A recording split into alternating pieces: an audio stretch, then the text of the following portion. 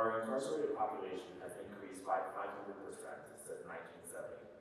2 million people in jail and prison today, far outpacing population growth and crime.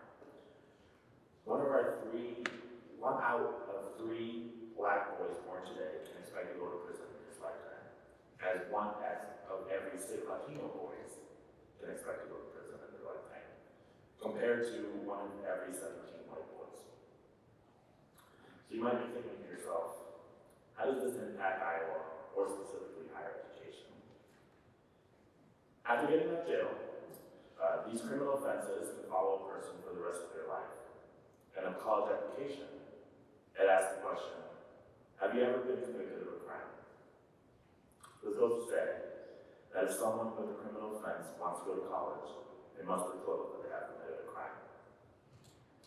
Due to this, many people, specifically Black and Hispanic men, are either getting discouraged to apply, or many of them are getting rejected for admitting that they have done a crime. This is due for many factors like biases or other things. There's also some literature that also talks about how some specific institutions have rejected students because of this disclosure. This is why I'm proposing that the University of Iowa eliminate its current policy regarding criminal background checks with undergraduate and graduate applications, and ban the criminal background checking applications altogether. Throughout my 3 years of graduate school, I have done projects on education in the prison population. I actually also work with curriculum and prison education. And I actually got to visit the Johnson County Prison and actually interact with some students that are actually taking classes through the system. It's very eye-opening and it's very amazing the work that they're doing. I also believe there's also an aspect that I believe that everyone deserves a fair and equal shot when it comes to education. And one day I do want to work more with equity in education. This is what motivated me to do this essay and why I'm up here today talking to you all. The University of Iowa campus is a predominantly white institution. In fall of 2022, the enrollment numbers of total students was around 31,000. This included undergraduate, graduate, and pre-professional students. Around 74% of these students were white, or identified as white, 3% identified as African American or Black, and Hispanic and Latinx was around 7.9%, according to the University of Iowa admissions office. When thinking of more of an equity and inclusion mindset for these students applying for college, the solution is simple. Just don't require a criminal history class. I wrote in my essay that the conversation will first start with the Office of Student Accountability at the University of Iowa, and we move on to other specific areas that it will possibly go through a lot of hoops for many reasons that I will talk about later. But around 55% of public institutions do require the criminal history check question when a student applies. So this concept isn't that radical. It was only until 2016 since the University of Iowa actually added a criminal background check in the fall 2016 applications cycle.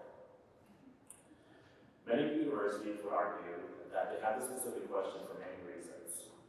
Some of them are to reduce violence, to protect against liability, and to reduce drug use on campus.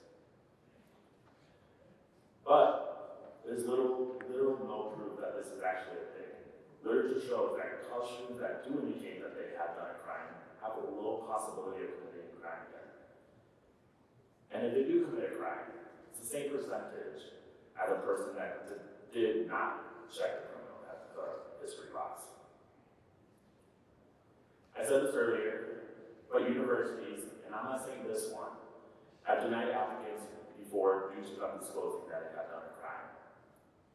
With some literature that I read, some universities have disclosed that they deny students before due to the disclosure. Some institutions even said that they denied around 51 to 71 applicants due to that, and that's just throughout the years, not just specifically that applicant or specifically that year. And statistically speaking, with the statistics I talked about earlier in the beginning of this speech, there's a larger opportunity that these would be Black or Latino men. If there's an elimination of the criminal history box question in applications, I could see, if there is an elimination of the criminal history box question on application, I could see some pushback. Many people are going to push back.